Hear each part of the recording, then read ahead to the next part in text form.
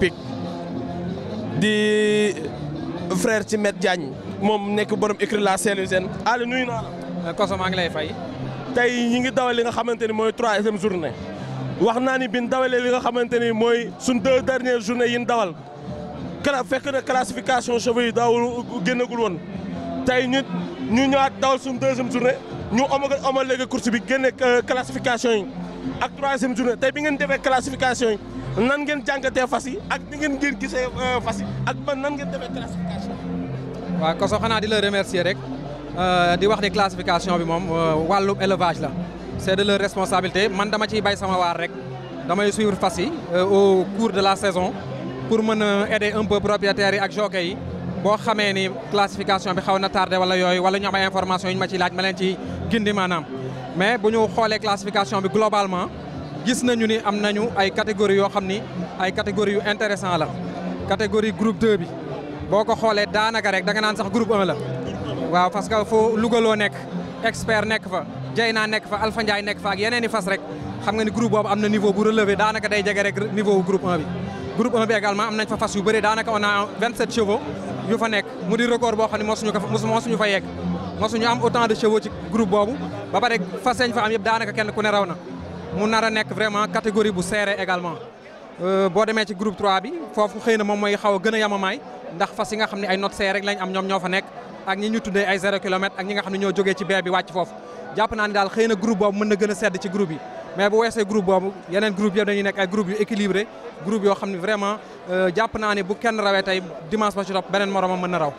mais tey gis nañu classification avant muy génn daan nañ gis yenn classification yoo nga xamante ni c'est probable gis nañu ñu ko daan génne te yooyu est-ce que yooyu ñoo officiel wala yii ngi élevage génne moo officiel. li élevage génnee moo officiel mais boo xoolee classification élevage ak classification yooyu nga gis ñu génn daanaka dara soppeeku ci lépp presque benn la parce que même algorithme bi nañuy def non même suivi bi nañuy def bon xëy na différence yi daal du bëre bu amee benn fas wala ñaar daal te man sax bi ma ko gëstoo benn fas rek laa ci seetlu boo xam ne nekk na ci sama classification te nekkul ci bu élevage muy jamono bi nga xam ni 1000 francs moom moo ko tax wàcc bu amoon 1000 francs de plus rek yëg kon na groupe 1 à part ça amul beneen différence daanaka yëpp benn la daal. maanaam élevage taxaw na ci taxawaay bu am solo. si taxaw nañ taxawaay bu am solo xanaa di leen demander rek bu beneen yoon ñu gën ci farlu mu gën a gaaw génn bon ren on peut comprendre ndax ak tous les problèmes qu'on a eu ak contrôle antidopage bi ak yooyu ça se comprend mais jàpp naa ni on a les moyens de faire sortir la classification une semaine après la fin de la saison. tey gis nga 2 journées yi nga xamante ni dawal nañ ko arrêté ba am arrêté bu génn Omar Ba jiitu ko ñu dawal course yooyu bi ñu dawalee ba seen arrêté jeex tey le ministre des sports génnaat beneen arrêté fal ki nga xamante ni mooy actuellement le nouveau président du CNG muy monsieur Lamine Diop tey bi nga ko gisee mu ñu jiite tabb ko jiite ko barki dem def nañ réunion din affiché tey lan ngay wax ci journée tey bi ak lan ngay wax le président Lamine Diop. waaw dañuy sant yàlla rek xam nga course moom ñi ko mën jiite bëri nañu yàlla bu defee ñu tànn Lamine Diop teg ko ci kanam dañ ko fa teg rek pour mu organiser manager nit ñi jàppale ko ñu liggéey course yi kenn ku ci ne ci ñun mënoon na nekk moom donc dañuy sant yàlla kenn ku ci ne fas yéene def kéemtalaay kàttanam ba fi ñu bëgg course yi yegg fa président Lamine c'est un président qui est vraiment assez ouvert mi ngi déglu ñëpp mi ngi waxtaan ak ñëpp donc am nañu yaakaar ni vraiment mandatam bi dinañ ci def ay réalisation yoo xam ni jàpp naa ni mosuñu ko gis ci course. jërëjëf ndax daanañ gis ay classification yu ñu génne tey Alla Diagne leeral na ko wax na ci fële classification yi wax na ci chevaux yi wax na ci groupe par groupe kon lii rek lañ doon xaar wax naa leen lu bëgg a leer c'est Diabal quand toujours c'est Diabal quand c'est sérieux c'est Babacar Mar kon ne ñëpp di seetaan Diabal waaye lépp leer na ci classification bi ñu ñaanal bu baax actuellement le nouveau président Lamine Diop yàlla ko yàlla defal jàmm en bon entendeur. course hippique la ñu bëgg dégg ñii ñooy course hippique la ñu bëgg ñii ñooy course hippique la ñu bëgg ñii ñooy course hippique la ñu bëgg ñii ñooy course hippique la ñu bëgg dégg na matuñ Yaya Jammeh ndax jaane ngi fi na seeti Major jaarale si général bëggatuñ football basket te du bëre dóor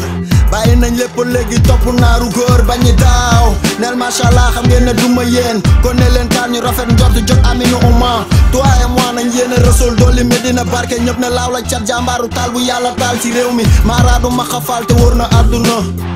béti baawoo doy lu leer na diaspora même weeru koor sax damay seetaan dalinkoor moom bis bu rawee ne xel dem si pesant d'or Sénégal Baba deray der wane ko Sen TV yokku na rythme am satu der la alburax di baka tari yaaba fàttali ma am ne 2 ans arif ak yaaba course hippique sama kona nigga ñii ñooy course hippique la ñu bëgg ñii ñooy course hippique la ñu bëgg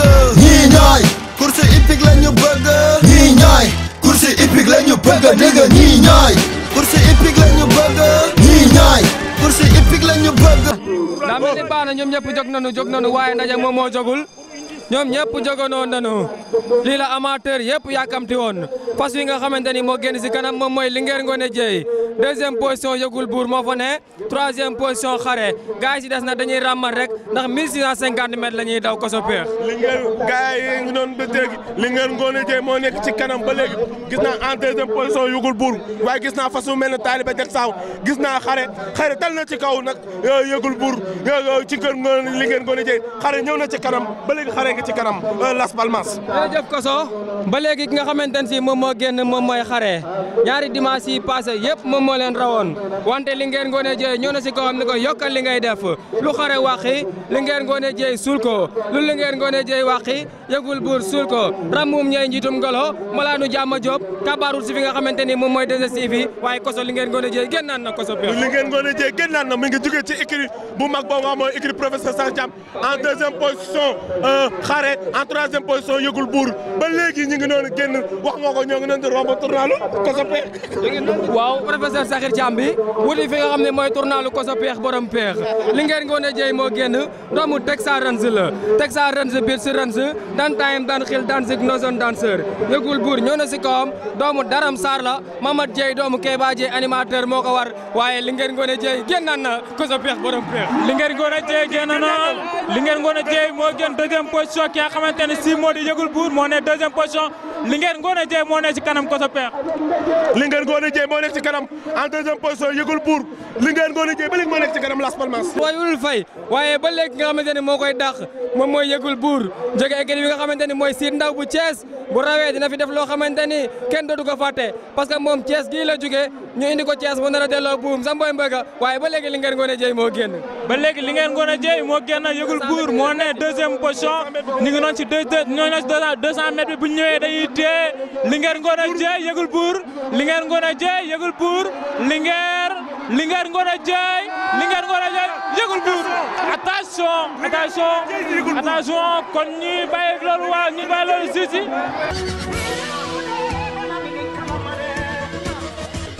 attention Las Palmas daanoon na ci tableau bi waaw diggante Linguère Ngoné Dieye ak Yëgul Buur kenn xamul ku raw waaye gis na li Mamad Dieye rawat fas yi nga xamante mooy Yëgul Buur wax nga ko sax nee nga distance bi raw na ci daa mën a daw tey mu ñëw am lii daanoon na ci tableau bi daa mën a daw attention les is écurie professeur Cheikh Thiam tey lan la ñëwee waaye